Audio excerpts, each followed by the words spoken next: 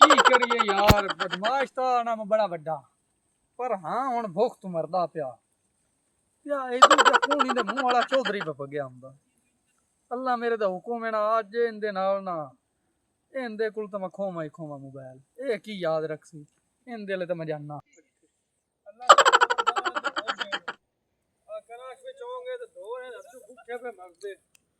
रुक जा चौधरी।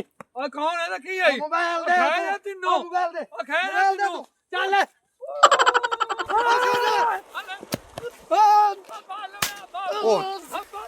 मेरा फोन लाई दे फाल फाल फाल फाल मेरा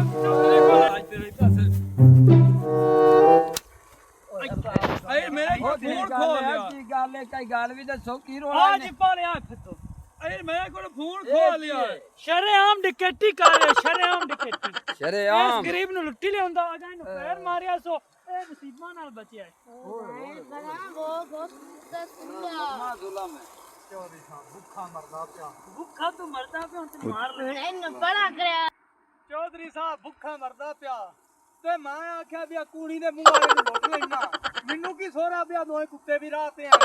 भावे कलवे दे मुंह वाला है पटाके जी वाला हां ते ओथे छड्या है। इनानू को विच वेखो कोई अंदर फैर च रहे। आ पटास वाला ए सोनिया जदों इंदे च फैर ना भी होवे या होवे, हथियार तो तेरे को बरामद हो गया ना। हां जी चौधरी साहब, वारदात भी मेरा लाख रुपया दा फोन ले जांदा है। कार्ड दे रोटी ढिल्ली है। हुण कार्ड जेड़ा ना दे तुसी आए हो चौधरी दे डेरे ते, हां ਇਹਦਾ ਮਤਲਬ ਇਹ ਤੁਹਾਨੂੰ ਇਨਸਾਫ ਮਿਲਣਾ ਚਾਹੀਦਾ, बह जाओ ਜਿਵੇਂ ਵੀ ਹੋ ਸਕੇ। बह जाओ।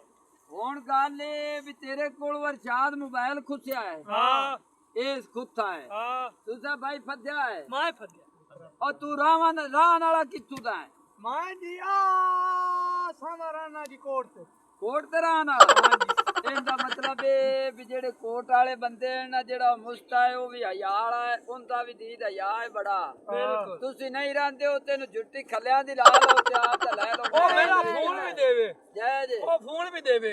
ਉਹ ਆਪਦਾ ਖੱਲਿਆਂ ਦੀ ओ ਜੁੱਤੀ ਲਾ फोन ਲਓ दे ਤੇ ਲਾ ਕੇ ਲੈ ਲਓ। आ चौधरी को सूट ਇਹ ਚੌਧਰੀ ਜੇ तू ਥਾਣੇ यार